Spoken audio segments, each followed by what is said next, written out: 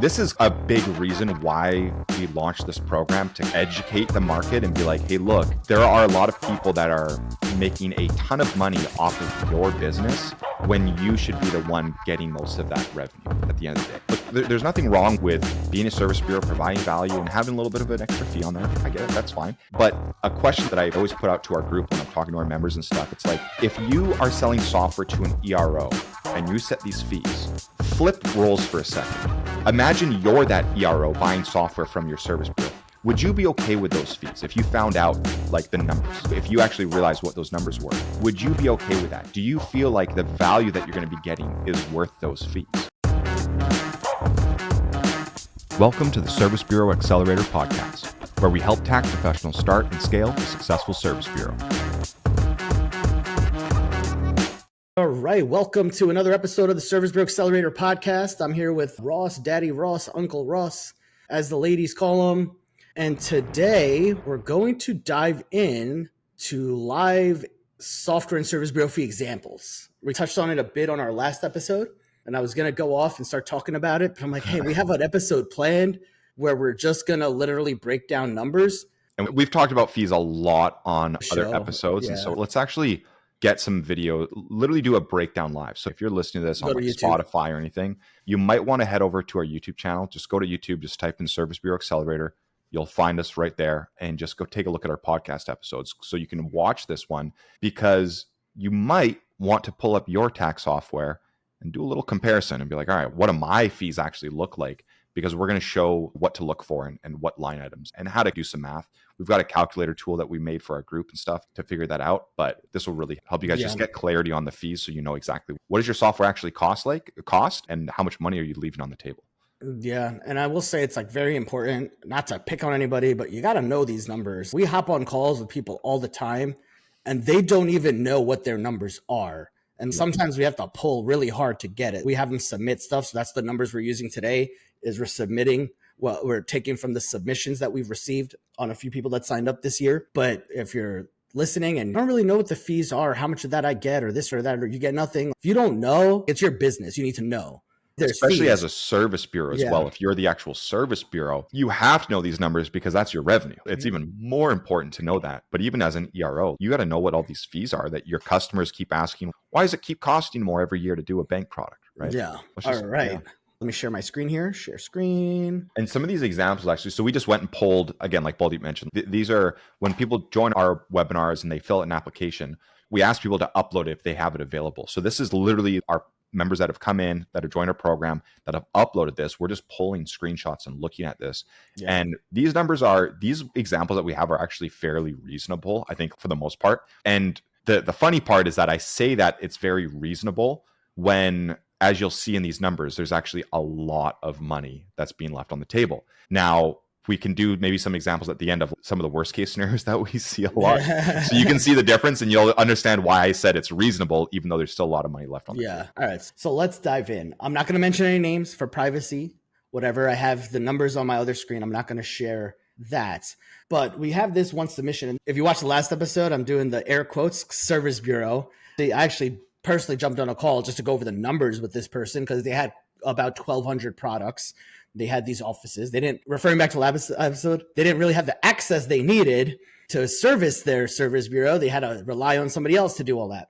But anyway, let's just look at the numbers. So what this screen is, just so we're on the same page, on the left side here, we have whatever the current software deal is that person has. We have a couple of different buckets for us to plug in their numbers. And then we have a line item here to say, hey, how much of this numbers here do you actually get? Sometimes it's zero, sometimes it's an amount, like we don't know until we have that conversation. And then what we're doing on the right side is if you join SBA and we end up, and we're going to show this example, let's plug in the numbers. Let's make the fee to the customer be the same exact, and let's see how much more money you make just on this. So I'll explain it again as I talk through it. Let's just take this first example. So this one's actually coming from somebody that had 1,200 products. So we'll note that here for later, but the technology fee on it was $18. The transmission fee was $22. They paid $2,400 for software and licenses. We're not even counting that on this calculator. And this person actually, because they're a air quote service bureau, they were getting their service bureau fee And they were also getting a $50 add-on. So out of this, 99 plus 50, 149 goes to them. And that was their deal. They got $149.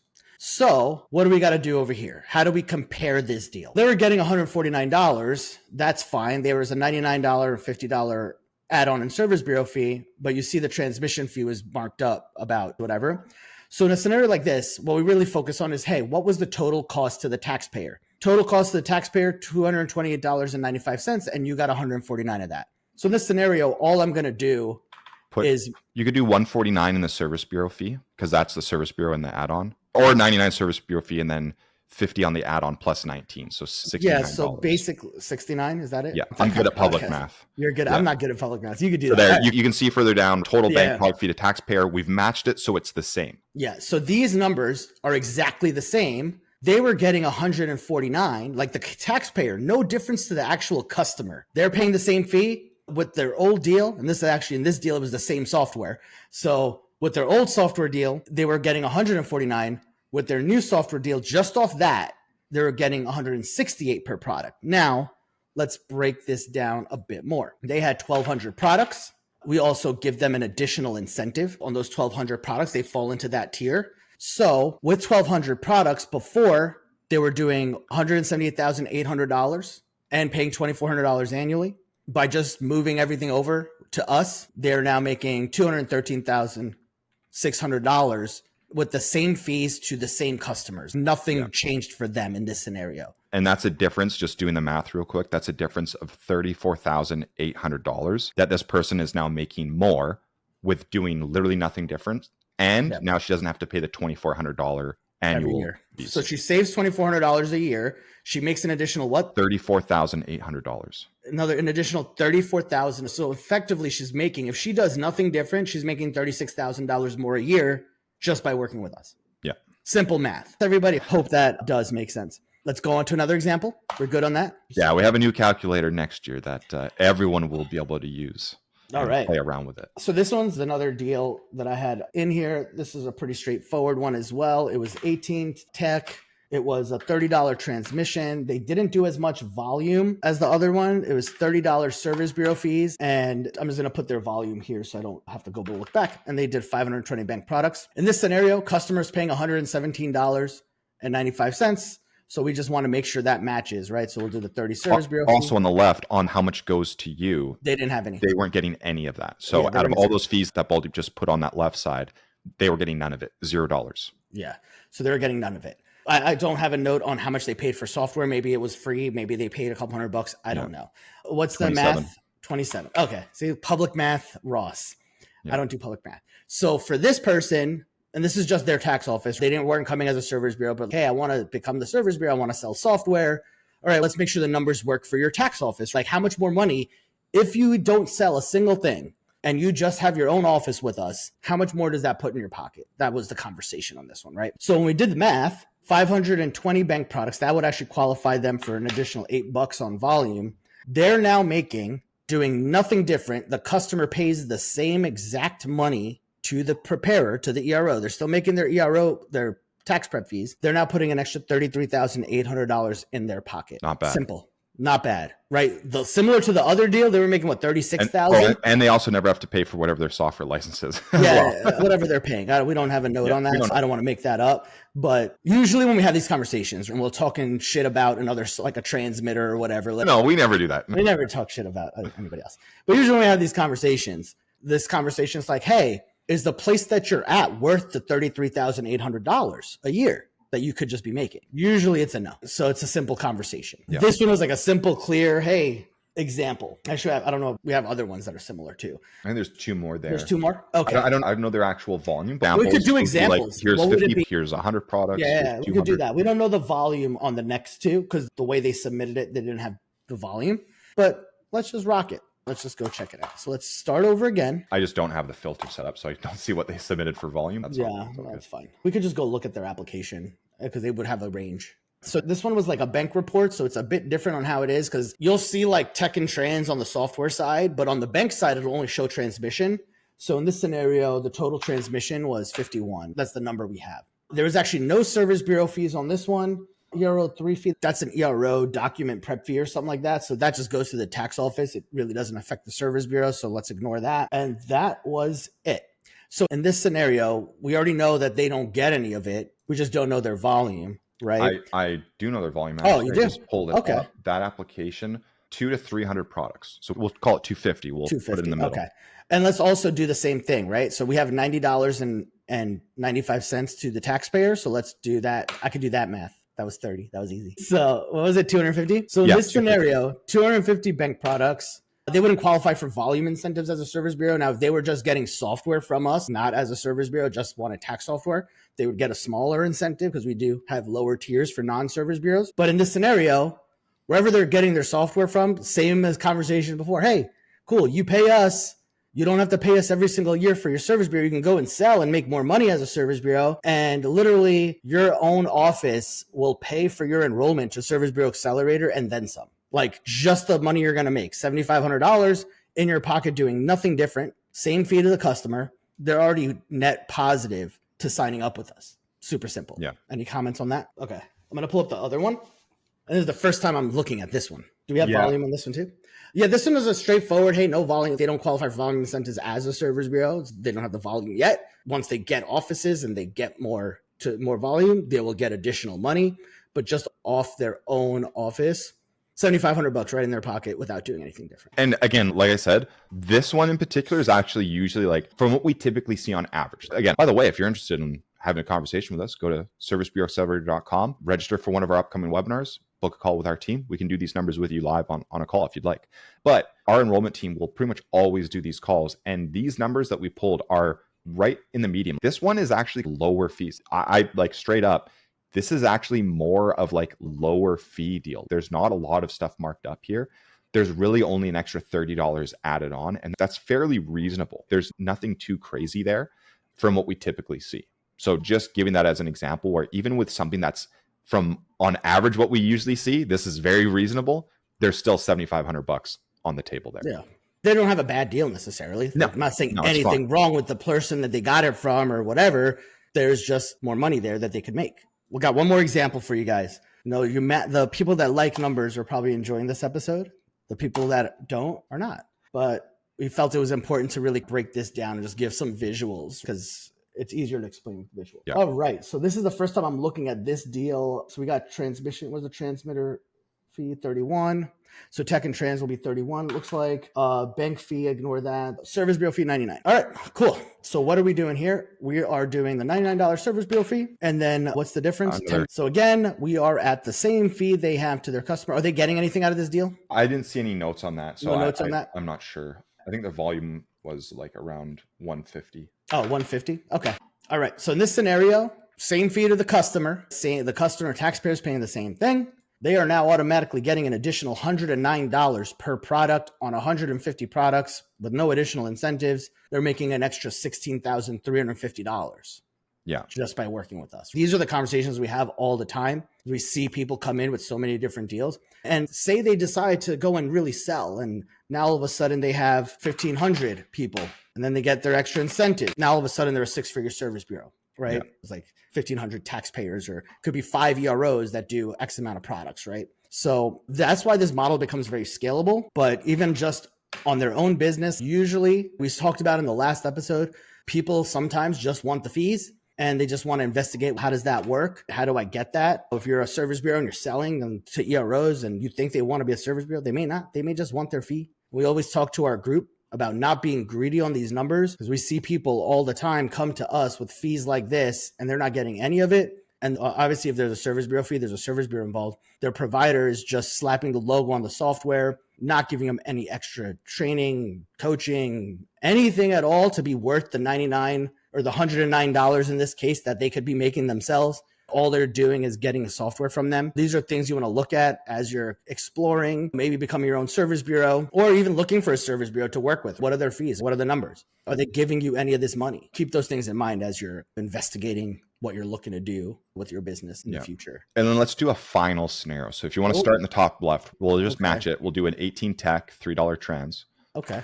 So 18, 3, 99 service bureau, and then 78 add-on. Oh, okay. So we're going to max it. So this is a scenario that we also see a lot where the service bureau went in and they basically maxed out the fees. They're like, yeah, I'm going to just crank everything up. There's the ancillary fees as well on the back end, but we won't get into that. This is just like straight up because those are not everyone's using them, but this is no matter what, every product, every bank product that's used, this is what the fees look like. So this we see very common, and a lot of times they're not getting anything out of it. And this is usually an ERO who's maybe a little bit newer in the industry. Maybe they've been in the industry for 2-3 years. They're doing anywhere from 50 to 100 products, maybe less, maybe a little bit more. We've actually seen people with a couple hundred products with this kind of numbers. But if you want to change the bank product number, let's start with like 50 products. So on someone who is doing 50 bank products, I'm just going to do some back of napkin math. And this is a big reason why we launched this program, to educate the market and be like, hey, look, there are a lot of people that are making a ton of money off of your business when you should be the one getting most of that revenue at the end of the day. Look, there's nothing wrong with being a service bureau, providing value and having a little bit of an extra fee on there. I get it. That's fine. But a question that I always put out to our group when I'm talking to our members and stuff, it's like, if you are selling software to an ERO and you set these fees, flip roles for a second.